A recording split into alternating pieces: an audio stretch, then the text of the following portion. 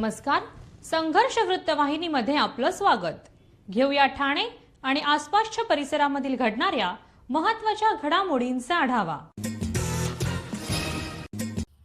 बाल रंगभूमी परिषद ठाणे शाखा आयोजित डॉक्टर वविकार हॉस्पिटल व लायन्स क्लब ऑफ ठाणे कोपरी यांच्या सहकार्याने बाल रंगभूमी परिषद मध्यवर्ती अध्यक्षा ॲडव्होकेट श्रीमती नीलम शिर्के सामंत यांच्या संकल्पनेतून तसेच ठाणे शाखा अध्यक्ष मिलिंद बल्लाळ यांच्या मार्गदर्शनाखाली बाल रंगभूमी परिषद ठाणे शाखेच्या सर्व सभासदांसाठी विनामूल्य आरोग्य तपासणी शिबिराचे आयोजन महावीर जयंती निमित्त सकाळी 10 ते दुपारी 3 वाजेपर्यंत श्रीरंग विद्यालयात वृंदावन सोसायटी ठाणे येथे आयोजित करण्यात आले होते.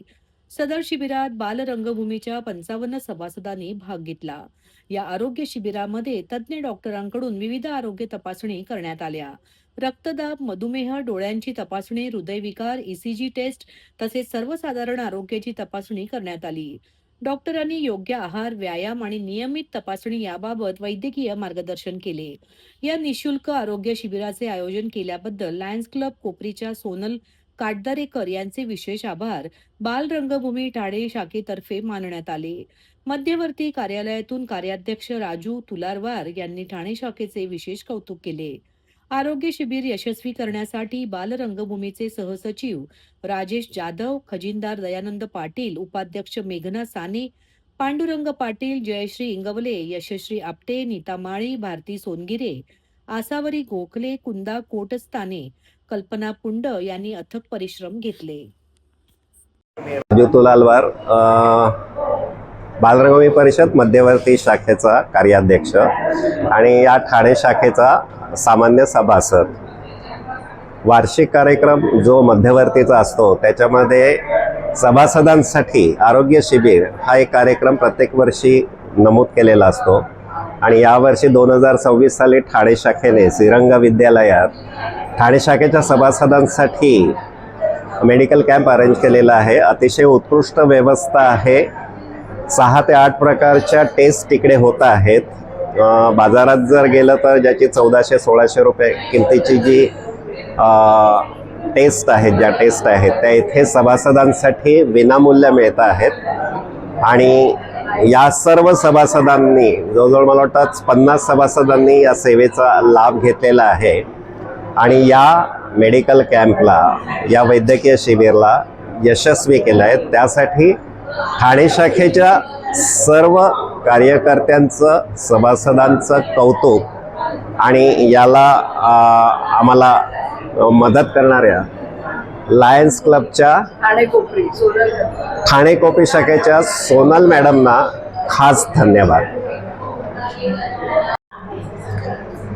बालरंगभूमी परिषद ठाणे शाखेतर्फे आज जे इथे वैद्यकीय चाचणी शिबिर सुरू आहे त्या शिबिराला खूप चांगला प्रतिसाद मिळाला आहे आणि अध्यक्ष म्हणून मला विशेष आनंद होत आहे की ठाण्याचे जे आमचे सर्व पदाधिकारी आहेत त्यांनी खूप परिश्रमपूर्वक ह्या मेडिकल जी आपण फॅसिलिटी म्हणून ती उपलब्ध करून दिलेली आहे.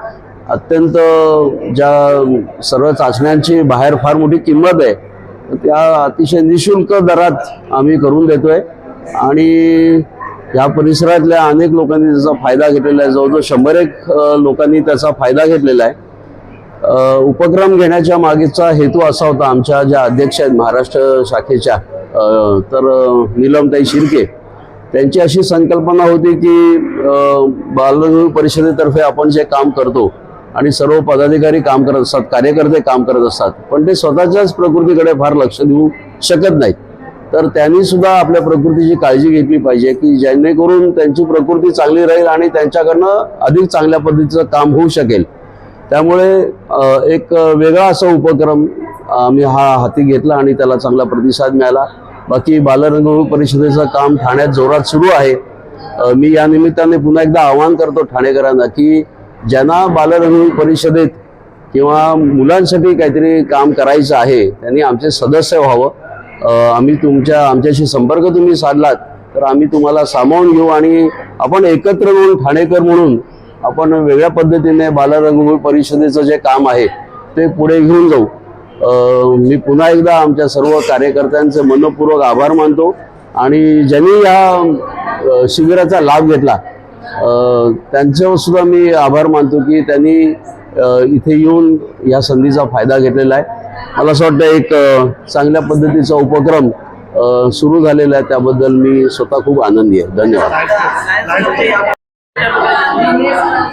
या उपक्रमात हा उपक्रम आहे ना, तो यशस्वी होण्यामागे जसं पदाधिकाऱ्यांचा मोठा वाटा आहे, परंतु सर्वात मोठा वाटा लायन्स क्लबचा आहे, लायनेस क्लबचा आहे.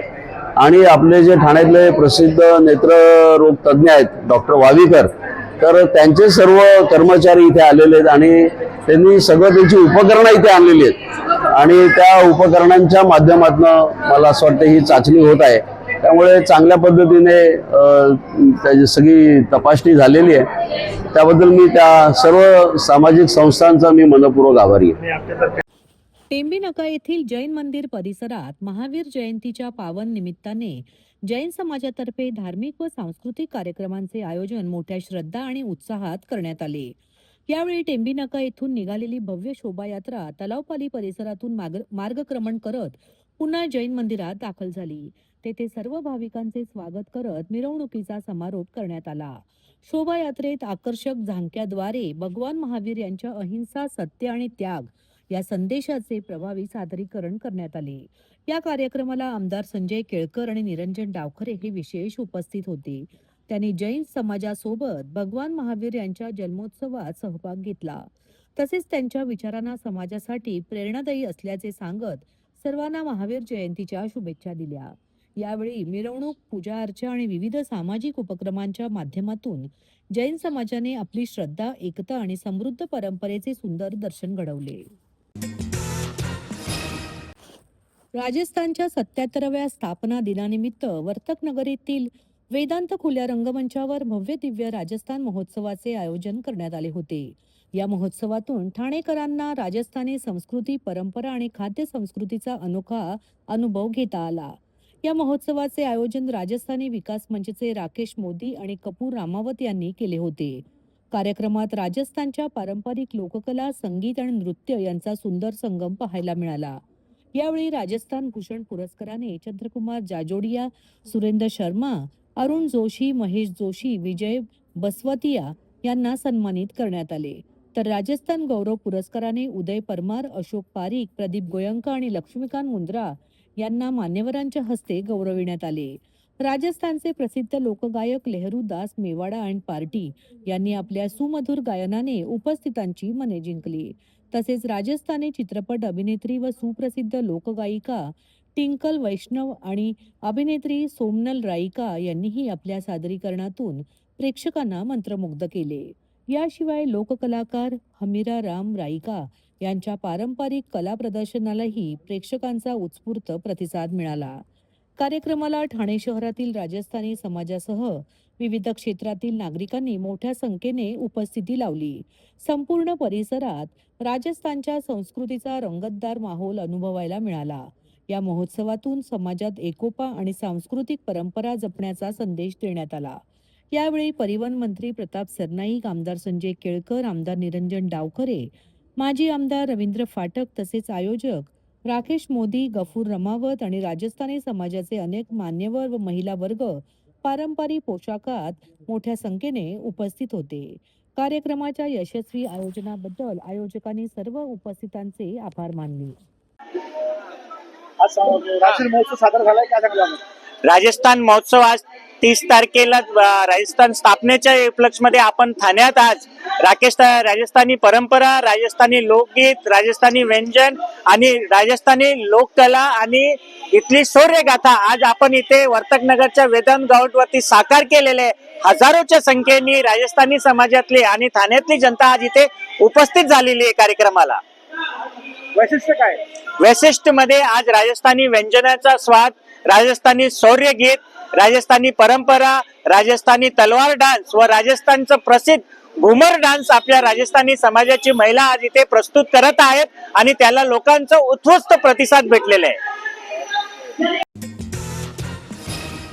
सर्व नागरिकांना आवाहन करण्यात येत आहे की सध्या डासांमार्फत पसरणाऱ्या डेंग्यू या आजाराचा प्रसार रोखण्यासाठी प्रत्येकाने पुढील प्रमाणे कार्यवाही करावी. डेंग्यू आजार एडिस इजिप्ती हा डास चावल्याने होतो. या डासांची पैदास साचलेल्या किंवा साचवलेल्या स्वच्छ पाण्यामध्ये होते. 8 दिवसांपेक्षा जास्त दिवस पाणी उघडे व साचून राहिल्यास त्यात डास अंडी घालतात. अंड्यांच्या अळ्या तयार होऊन पुढे डास तयार होतात. यासाठी आपल्या घरातील पाणी साठे उदाहरणार्थ बॅरल्स, पिंपे, टाक्या, हौद, रांजणे इत्यादी दर आठवड्याला रिकामे करून घासून पुसून कोरडे करून पुन्हा भरावे. 1 दिवस कोरडा दिवस म्हणून पाळावा. पाणी साठ्यांना घट्ट झाकणे बसवावीत किंवा जुनी साडी, चादर, धोतर यांनी बांधून झाकून ठेवावीत, म्हणजे डास त्यात जाऊन अंडी घालणार नाहीत. घराच्या गच्चीवर, आजूबाजूला, अंगणात कोठेही पाणी साचू देऊ नये. भंगार सामान उघड्यावर टाकू नये. उदाहरणार्थ टायर्स, प्लास्टिक सामान, कुंड्या, टाकाऊ वस्तू इत्यादी. अशा सामानात पावसाचे पाणी साठून त्यात डेंग्यूच्या डासांची पैदास होते. घरातील कूलर्स, फ्रीजच्या पाठीमागील ट्रे हे देखील वेळोवेळी कोरडे करावेत. लक्षात ठेवा, नुसत्या फवारणीने डास घनता कमी होत नाही, तर त्यासाठी डास पैदास ठिकाणे नष्ट करणे ही आपल्या सर्वांची जबाबदारी आहे. कोणताही ताप अंगावर न काढता जवळच्या शासकीय रुग्णालयात मोफत औषधोपचार घ्या. अशा प्रकारे नागरिकांनी सहकार्य केल्यास डेंग्यूचा प्रसार रोखणे सहज शक्य आहे.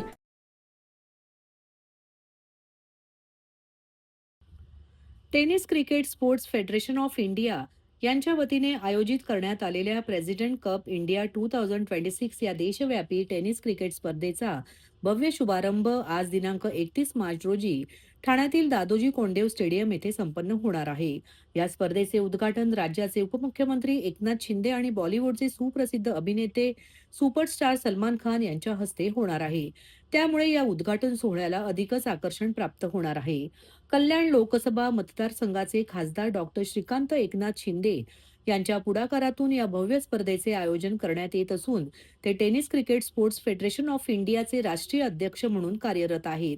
त्यांच्या नेतृत्वाखाली टेनिस क्रिकेट राष्ट्रीय स्तरावर संघटित व व्यावसायिक ओळख मिळवून देण्याचा महत्त्वपूर्ण प्रयत्न या स्पर्धेच्या माध्यमातून होत आहे. ITCSFच्या माध्यमातून देशभरातील टेनिस क्रिकेट खेळाडूंना मोठे व्यासपीठ उपलब्ध करून देण्याच्या उद्देशाने या स्पर्धेची सुरुवात करण्यात येत आहे. येत्या 31 मार्च ते 5 एप्रिल या कालावधीत देशातील विविध राज्यातील 16 संघांमध्ये ही स्पर्धा रंगणार असून मोठ्या संख्येने खेळाडूंना आपली गुणवत्ता सिद्ध करण्याची संधी मिळणार आहे. प्रेसिडेंट कप इंडिया स्पर्धेची बक्षीस रक्कम 40 लाखांवरून थेट 1 कोटी रुपयांपर्यंत वाढवण्याचा ऐतिहासिक निर्णय ITCSFने घेतला आहे. या स्पर्धेत Maharashtra warriors, Pune pirates, Bihar blasters, Delhi strikes, dream Haryana royals, Gujarat lions, Karnataka royal king, Kerala warriors, Kolkata riders, Madhya Pradesh tigers, Purvanchal panther, Rajasthani Yoddhas, royal challengers Goa, supreme super kings Tamil Nadu, UP knights आणि उत्तराखंड टायगर्स असे एकूण 16 संघ सहभागी होणार आहेत. विजेत्या संघाला 1 कोटी रुपयांचे पारितोषिक देण्यात येणार असून स्पर्धेत कोट्यावधी रुपयांची बक्षिसे वितरित केली जाणार आहेत. टेनिस क्रिकेट हा सर्वसामान्य तरुणांचा खेळ असून ग्रामीण व शहरी भागातील अनेक प्रतिभावान खेळाडूंना राष्ट्रीय स्तरावर चमकवण्याची ही सुवर्ण संधी ठरणार आहे. उद्घाटन सोहळ्याला क्रीडा क्षेत्रातील मान्यवर, विविध संघांचे खेळाडू तसेच मोठ्या संख्येने क्रिकेट प्रेमी उपस्थित राहणार असून प्रवेश विनामूल्य ठेवण्यात आला आहे.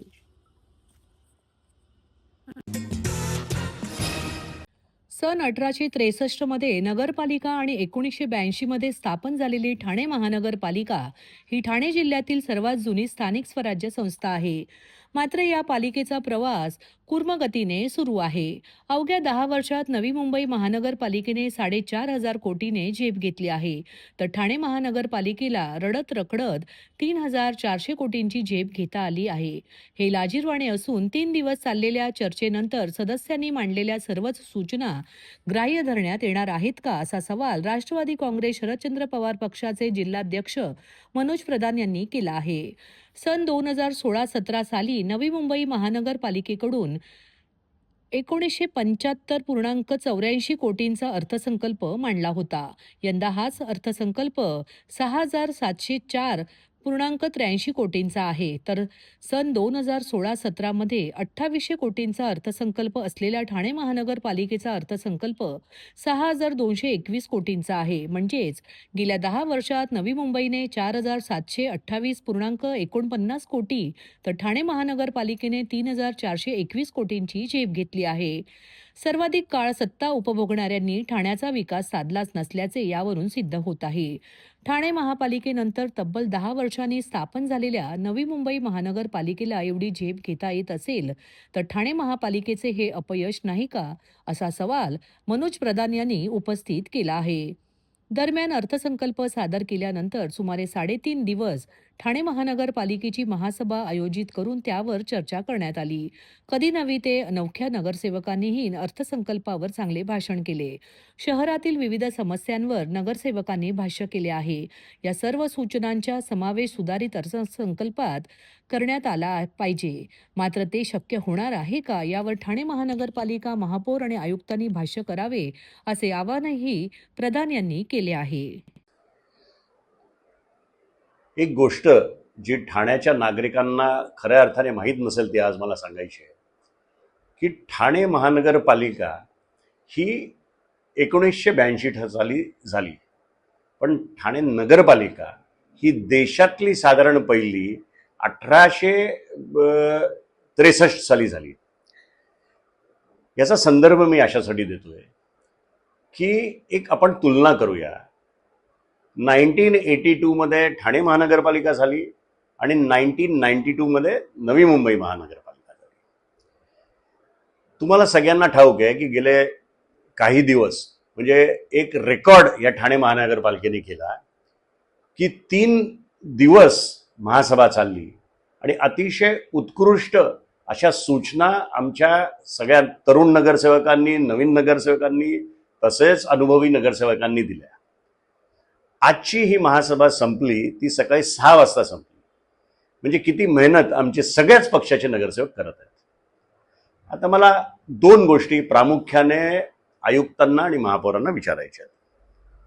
पहिले, तुम्ही जे बजेट 6,200 कोटी रुपयाचं दिलं आणि त्याच्यानंतर ज्या सूचना आमच्या नगरसेवकांनी मांडल्या, त्याच्यावर अभ्यास केलं, चांगली मांडणी केली, 3-3 दिवस बोलले, त्या सूचनांची काही अंमलबजावणी या ठिकाणी होणार आहे की नाही, हा एक.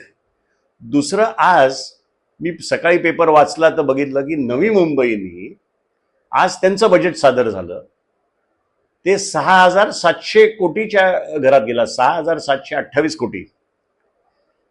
मग मी जरा तुलना केली, थोडासा अभ्यास केला की गेले 10 वर्षात ह्या ठाणे महानगरपालिकेचं बजेट 2,400 कोटींनी वाढलं, नाही मला वाटतं 3,400 कोटींनी वाढलं. आणि त्याच कालावधीत नवी मुंबईचं बजेट 4,700 कोटींनी वाढलं. म्हणजे मला असं वाटतं की कुठेतरी ठाणे महानगरपालिकेचं प्रशासन कमी पडतंय. ज्या वेगाने आपण वाढायला पाहिजे होतं आपलं बजेट त्या पद्धतीने वाढत नाही. दुसरं, जर तुलना या 2 महानगरपालिकांची करायची झाली तर आपलं पॉप्युलेशन हे नवी मुंबईपेक्षा किमान 10 लाखांनी जास्ती आहे. आणि असं असताना पर कॅपिटा जर म्हटलं तर ते आपल्या किती पुढे आहेत ह्याच्यावरनं तुम्हाला कळेल. म्हणून मी आपल्या माध्यमातून प्रशासनाला सांगतोय की थोडा जोर तुम्ही आवकावर द्या, थोडा ग्राउंडवर आणखीन काम करा, जेणेकरून आम्हाला देखील वाटेल की ठाणे महानगरपालिका चांगलं काम करते.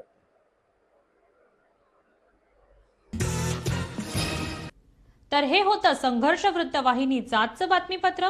उद्या पुन्हा भेटू याच वेळी याच ठिकाणी ताज्या घडामोडींसह. तोपर्यंत नमस्कार.